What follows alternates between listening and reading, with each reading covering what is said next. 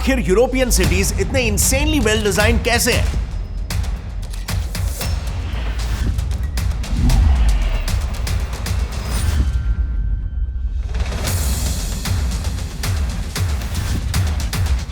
मतलब आप बस इसे देखो, हर सिटी के सेंटर में आपको एक मॉन्यूमेंट या कोई सीनिक गार्डन मिल जाएगा और उसके अराउंड नीटली प्लेस्ड बिल्डिंग्स जो भी सारे के सारे एकदम परफेक्ट साइज के हैं। किसी ने जैसे कि एक ड्राइंग बनाई हो, एक पीस ऑफ आर्ट, या फिर किसी ने फोटोशॉप पे इन्हें बनाया हो जैसे। And just to compare friends, आप जापान का एग्जांपल ले लो, या फिर अमेरिका का, या China, South Korea, you name it, कोई भी डेवलप कंट्री या कोई डेवलपिंग कंट्री जैसे इंडिया, कोई भी देश देखने में इतना पिक्चर परफेक्ट नहीं दिखता है। यूरोप दुनिया का इकलौता ऐसा कॉन्टिनेंट है जिसके 33 कंट्रीज बाय रोड ट्रेन से कनेक्टेड।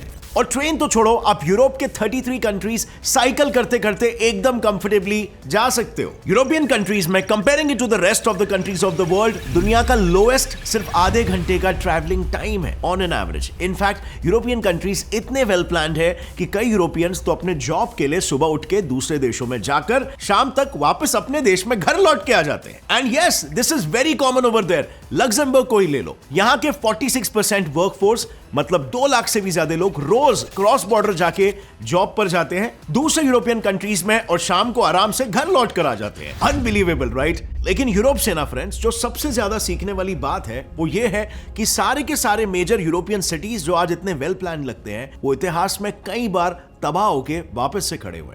यस, वर्ल्ड वॉर 2 का एग्जाम्पल ले लो।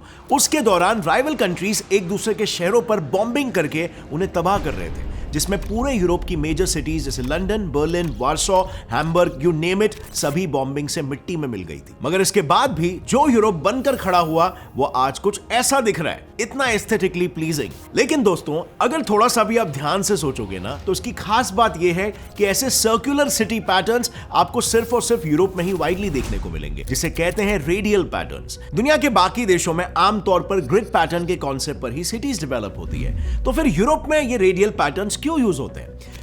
यूरोप में ना रेडियल पैटर्न की शुरुआत साल 1050 एडी के पहले से ही हो चुकी थी। लेकिन फर्क तब में बस सिर्फ इतना था, मतलब तब में और आज में, कि उस टाइम पे ये सिटीज को फोर्टिफाई करके इन्वेडर्स से बचाने के लिए ऐसे स्ट्रक्चर्स बनाए जाते थे। मतलब जस्ट इमेजिन, अगर मुंबई के चारों तरफ को एक लंबी सी दीवार खड़ी कर दी जाए तो मुंबई को इन्वेड करना काफी मुश्किल हो जाएगा, राइट? इनफैक्ट आप इसके प्रूफ्स इस स्ट्रक्चर के रेमनेंट्स के थ्रू भी देख सकते हो, जो है आज का मॉडर्न डे वेटिकन सिटी, कार्केसॉन और यॉर्क सिटी। अब ऐसे और भी कई सारे सिटीज है। सो बेसिकली ये रेडियल सिटी कुछ इस तरह डिजाइन होती है कि उसके सेंटर में, यानी कि कोर में, एक प्रोमिनेंट बिल्डिंग या मॉन्यूमेंट बनी होती है और फिर इस कोर के अराउंड सर्कुलर फॉर्म में पूरे शहर को बसाया जाता है। अब ये radial city planning historically ancient era से फॉलो जरूर हो रही थी, लेकिन अगर मॉडर्न यूरोप की बात करें तो यहां पर पहला रेडियल सिटी प्लान जो था वो 16वीं शताब्दी में फ्रांसिस्को डी जॉर्जियो नाम के एक आर्टिस्ट आर्किटेक्ट ने पहली बार डिजाइन किया था, और इसी के लिए उन्हें आज भी the father of radial planning भी कहा जाता है। इनफैक्ट इस प्लान को भी इटली के राजा ने अपने पैल्मनोवा सिटी के फोर्टिफिकेशन के लिए ही बनवाया था। लेकिन फिर उसके बाद आ गया दौर इंडस्ट्रियल रेवोल्यूशन का, जिसमें बाकी देशों की तरह यूरोपियन सिटीज भी काफी ओवर पॉपुलेटेड होने लगे। लेकिन अनलाइक अदर कंट्रीज, इस प्रॉब्लम को सॉल्व करने के लिए यूरोपियन एक्सपर्ट्स ने 2 मेजर अप्रोचेस पर सबसे ज्यादा फोकस किया। पहला, रेडियल प्लानिंग का अपडेटेड फॉर्मेट गार्डन सिटीज, और दूसरा जोनिंग अप्रोच। तो गार्डन सिटी के अप्रोच को सर एबेनेजर हॉवर्ड ने साल 1900 के दौरान पब्लिक किया। उनका अप्रोच कुछ ये था कि सिटीज को ऐसे रेडियल शेप में डेवलप किया जाए जहां पे सेंटर में एक मेन सिटी और इंडस्ट्रीज होंगे, और उसके जस्ट बाहर 6 दूसरे सर्कुलर रूरल सिटीज होंगे जो मेन सिटी से म्युनिसिपल, कैनाल, रेलवे और रोड से कनेक्टेड होंगे। और फाइनली इस पूरे सिटी प्लान के बीचों बीच ग्रीन स्पेसेस होंगे जहां एग्रीकल्चर और गार्डन्स प्लेस्ड रहेंगे। अब यह अप्रोच काफी यूनिक और प्रॉमिसिंग था, और इस अप्रोच पर बनने वाली पहली मॉडर्न गार्डन सिटीज थी लेचवर्थ और वेलविन गार्डन सिटी, जहां पर यह प्लान फिनोमिनली वर्क किया और फिर दूसरे सिटीज ने भी इसे इंप्लीमेंट करना शुरू कर दिया, और इसके बाद से मेजॉरिटी ऑफ यूरोपियन सिटीज ऐसे ही बनने लगे। लेकिन फ्रेंड्स, यूरोप के माइंड ब्लोइंग सिटी प्लानिंग के पीछे सिर्फ रेडियल सिटी प्लानिंग अप्रोच ही नहीं है। यूरोपियन सिटीज को अगर थोड़ा और गौर से अगर आप स्टडी करोगे तो आपको एक और एक यूनिक बात इनमें दिखाई देगी।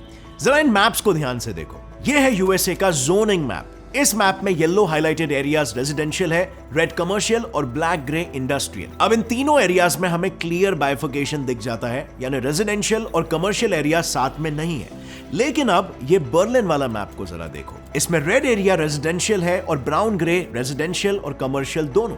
पर इसमें हार्डली आपको कोई बाइफिकेशन दिखेगा और यही यूरोप की खासियत है कि वहां मिक्स्ड जोनिंग अप्रोच फॉलो होता है। देखो, जोनिंग को अगर हम एकदम सिंपल भाषा में समझे ना, तो जोनिंग अप्रोच ना सिटीज के ह्यूज एरियाज को लैंड यूज के हिसाब से अलग अलग जोन्स में डिवाइड करता है, जो मेजरली रेजिडेंशियल, कमर्शियल और इंडस्ट्रियल होते हैं। और अगर आपने यूरोप के प्लानिंग को सही से देखा होगा ना, तो आपको पता चलेगा यहां पर समय और कम पोल्यूशन का ख्याल रखा जा रहा है। मिक्स जोन अप्रोच की वजह से लोगों का समय बचता है और सब पास और इंटरकनेक्टेड होने से लोग साइकिल, पब्लिक ट्रांसपोर्ट, यहां तक कि चलकर भी वहां पर पहुंच सकते हैं, यानी कि नतीजा less pollution. Wonderful solution right for all the major problems, but unfortunately इसे बहुत सारी कंट्रीज ने अभी तक इंप्लीमेंट नहीं किया है और नतीजा दुनिया भर में पोल्यूशन और क्लाइमेट चेंज का सिलसिला शुरू है। और आज के तारीख में यह मैटर इतना गंभीर हो चुका है कि लिटरली पोलर कैप्स और आइलैंड सिटीज तक डूब रहे हैं। क्लाइमेट चेंज का सबसे पहला केस साइंटिस्टों को दिखा था 1979 में और तब से लेकर अभी तक देयर इज नो इंप्रूवमेंट,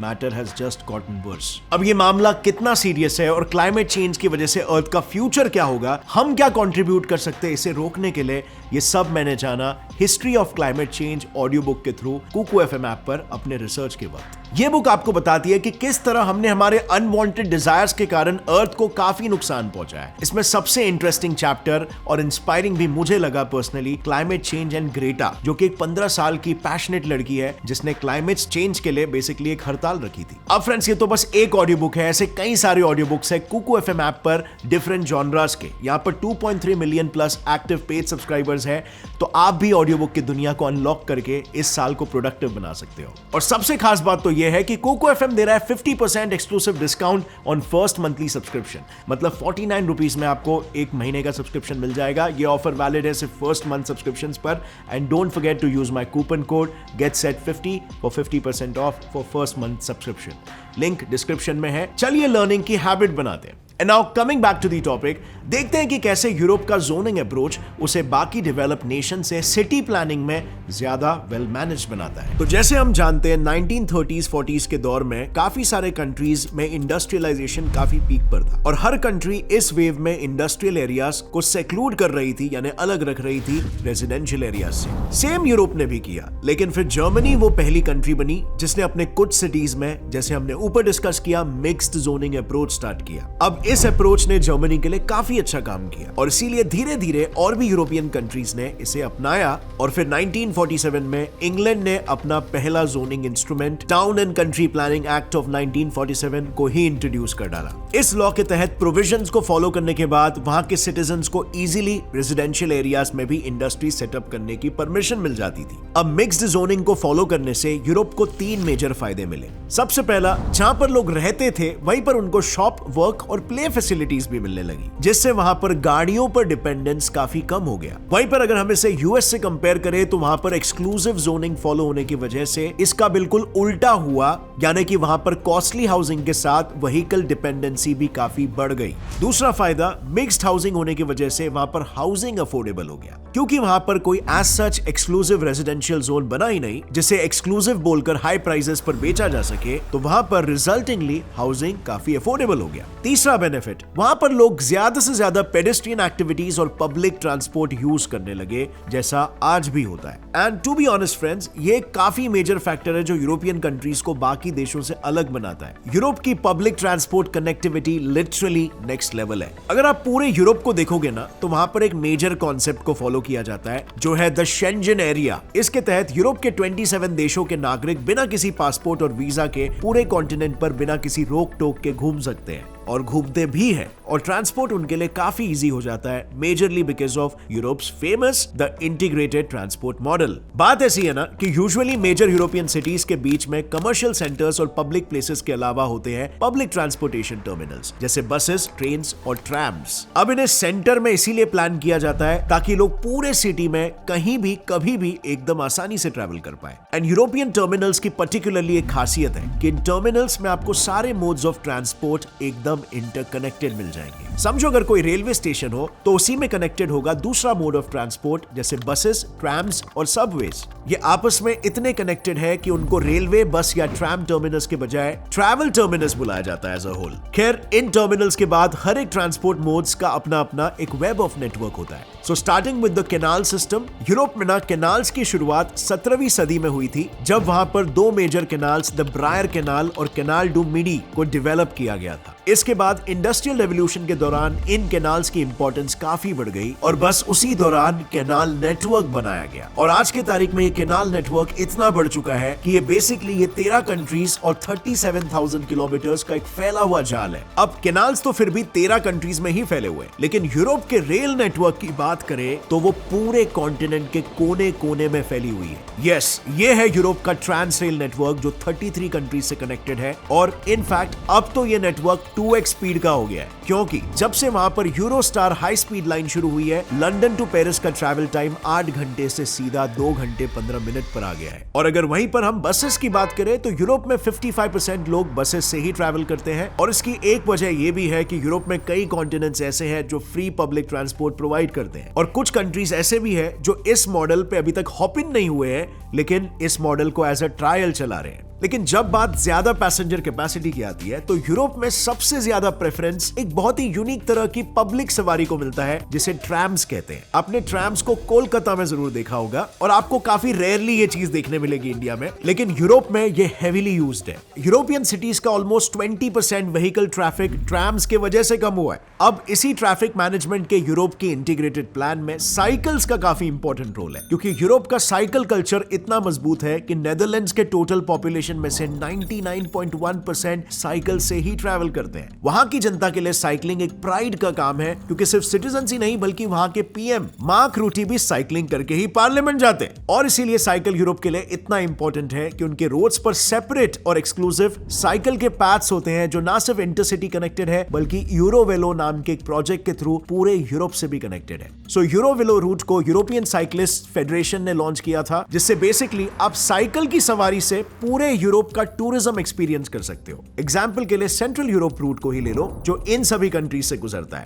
और ऐसे यूरोवेलो के 19 डिफरेंट रूट्स हैं to give you a great tourism experience. अब ये तो फिर भी टूरिज्म है, यूरोपियन कंट्रीज के गवर्नमेंट्स ने इसी कल्चर को और बढ़ावा देने के लिए अलग अलग स्कीम्स तक लॉन्च किए हैं, जिसमें से सबसे इंटरेस्टिंग है यूके का साइकिल टू वर्क स्कीम। इस स्कीम के तहत एम्प्लॉयर्स को गवर्नमेंट काफी डिस्काउंटेड रेट्स में साइकिल देती है जो वो अपने एम्प्लॉयज को यूजुअली 12 मंथ के लीज पर देते हैं। अब इसमें फायदे की बात यह है कि साइकिल लेने पर उन्हें पर माइल माइलेज अलाउंस दिया जाता है, जिसका 1 माइल का रेट अप्रोक्सीमेटली $0.26 है, यानी लगभग 1.5 किलोमीटर के लिए आपको 21 रुपया मिलेगा, जितना बेसिकली आज हम इंडिया में ऑटो रिक्शा के लिए पे करते हैं। अब इस पूरे इंटीग्रेटेड मॉडल को सम अप करें तो मानो किसी इंसान को एम्स्टरडैम से लंदन जाना हो तो वो डायरेक्ट फ्लाइट से जाने के बजाय अपनी साइकिल को लेकर एम्स्टरडैम से द हेग जा सकता है, वो भी कैनाल से। फिर द हेग से वो अपनी साइकिल यूरोवेलो रूट पर चलाकर बर्लिन पहुंचेगा, फिर बर्लिन से डायरेक्ट बस पकड़ते ही इटालियन कैपिटल रोम और फिर वहां से मेडिटेरेनियन से क्रूज पर बार्सिलोना पहुंच सकता है और फिर वहां से डायरेक्ट फ्लाइट करके पेरिस जाएगा, जिसके बाद उसे सिर्फ यूरोस्टार रेल में बैठकर ट्रेन से बड़े आसानी से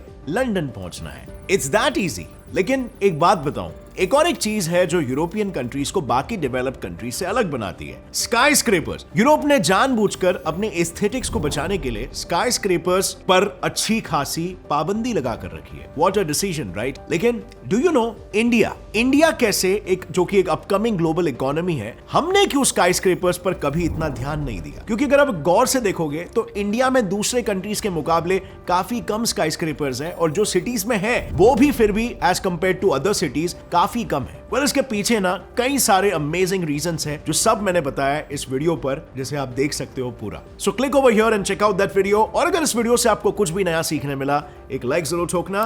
gate Set Fly Fact channel को अभी सब्सक्राइब कर लो और बेल नोटिफिकेशन दबाओ ताकि आगे आने वाली हमारी कोई भी वीडियो की अपडेट आप मिस ना कर सको। और फ्रेंड्स, जाने से पहले कुकू एफएम ऐप को इंस्टॉल करना मत भूलना। Don't forget to use my coupon code GetSet50 for 50% off on first month subscription. Link is in the description. See you next time, friends. Till then, as always, stay curious, keep learning and keep growing. Jai Hind.